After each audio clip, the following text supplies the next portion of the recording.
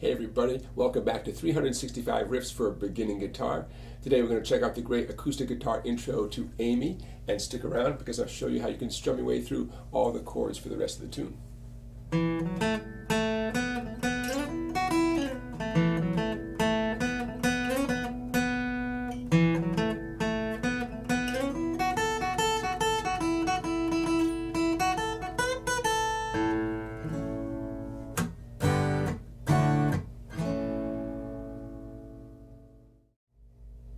Now the intro to Amie is very much like a typical old-time country fiddle tune, and fiddle tunes are a great way to improve your picking and your fretting. So I highly encourage you to check out any books of fiddle tunes or videos regarding fiddle tunes arranged for guitar. Okay, so the downs and ups are going to be important with your picking hand here. I chose a wide shot for this video clip so you can see both my hands.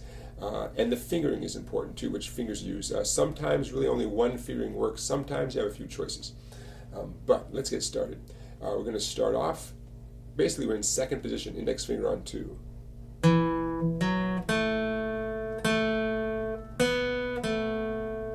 No big deal there. Now the ring finger is going to start on 4 and slide up to 6. And I like to bring my index up to 5 for the next part. My ring finger is going to find that 6 again,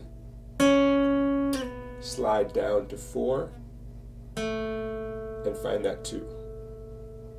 Next phrase, as if we're starting again. Here's the ring finger sliding, index finger. So I'm calling that phrase 1. I'm going to play all of phrase 1 now. No stopping, nice and slowly.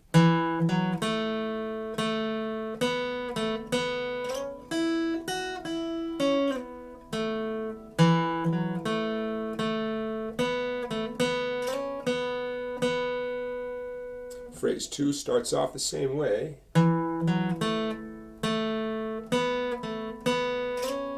Index finger up here on 5. And finally, now right about here, it becomes obvious the second guitar has definitely joined in if it wasn't there all along, because if you listen closely with some headphones, the next riff sounds one way from your right speaker and the other way from your left speaker. I believe I'm going with the right speaker version here, the last little phrase. The one thing I'm omitting is that little chopping sound you hear right before that last phrase. I didn't bother incorporating that into this riff. Okay, so I'm going to play the second half of the riff all the way through. Here it comes.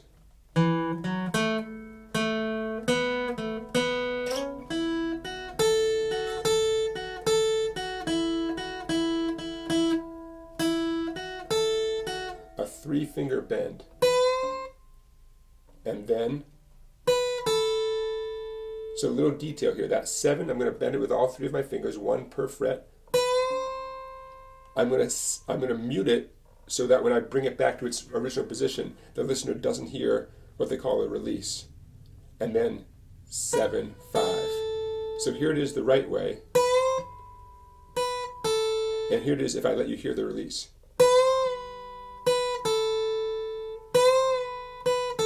That's a great sound in some contexts, but that's not the sound we're going for here. Bend, mute it. I'm using my edge of my thumb there to mute it. I let it return to the natural position, and then the final 7, 5. All right, let's get into the chord strumming. As the song starts off, the first thing you hear is boom chick strumming with a kind of a fancy A chord here. Now when I say boom chick, I mean plucking a certain string and answering back on treble strings. You do 8 boom chicks on this fancy A chord here. 1, 2, 3, 4, all the way up to 8, and that's when the lead guitar comes in. Now, if this version of A is problematic for you, you can play along with the original just by fretting a regular A chord, hitting the 5th string open, answering back on 3 or 4 treble strings, and do 8 of those. 1, 2, 3, 4. Okay. Now, what I just did there, the A chord is going to come out to be happen to be very helpful when we get into the actual verse of the tune. So, 8 of those boom chicks, and then the lead guitar comes in, Then, as the lead guitar finishes, you hear a boom chick on the real regular A chord, a conventional A chord. You hear a chop and a G, and a chop and a D. And then it begins again. This time it's a chop A and a chop G, chop D. Now this is right before the words come in.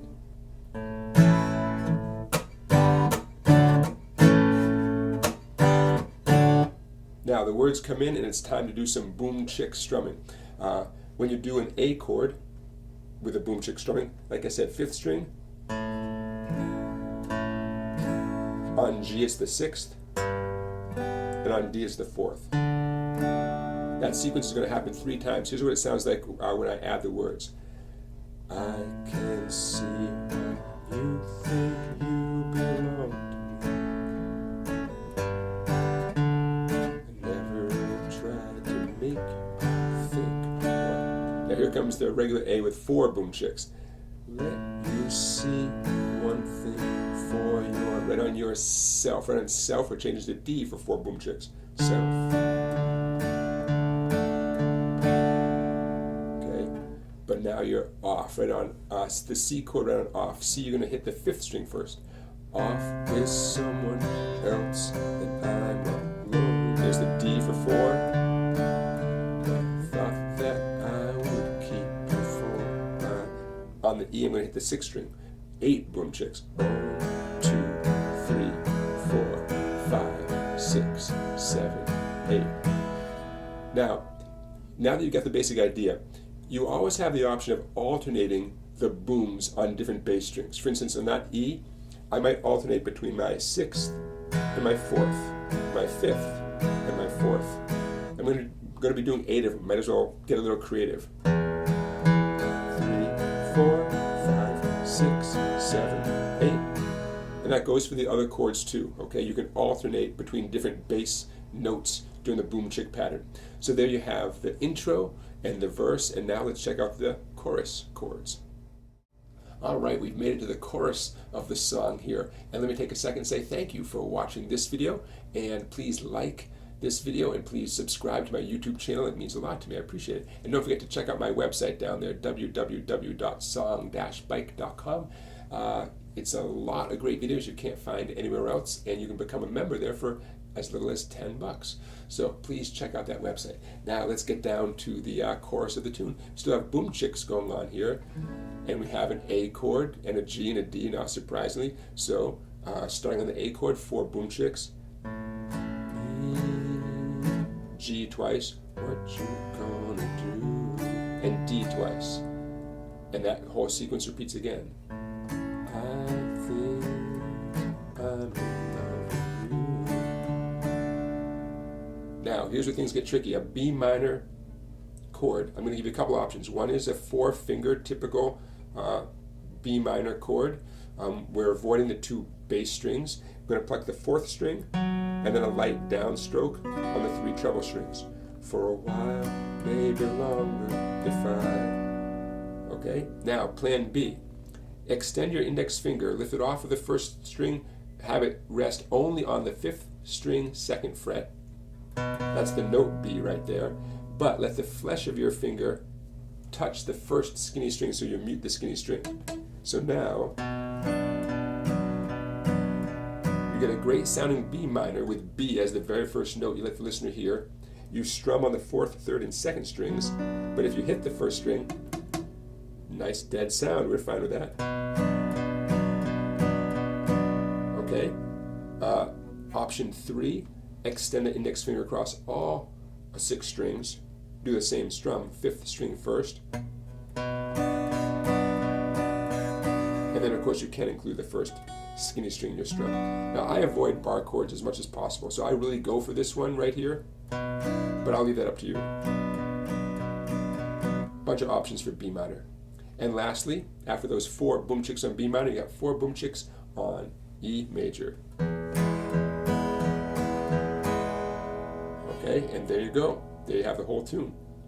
Now, at the very end of the tune, there's a little section where it's just guitars and vocals. Very pretty thing at the end there. And just so you know, that's the A, G, and D chords as well, just like we've seen throughout the tune. So nothing new there. It's got some nice arpeggio kind of picking in there, but no big surprises there at the very end of the tune. All right, everybody, thank you for watching. I appreciate it. And don't forget to check out my website and to like this video and to subscribe to my YouTube channel. And I will see you with another riff of the day tomorrow.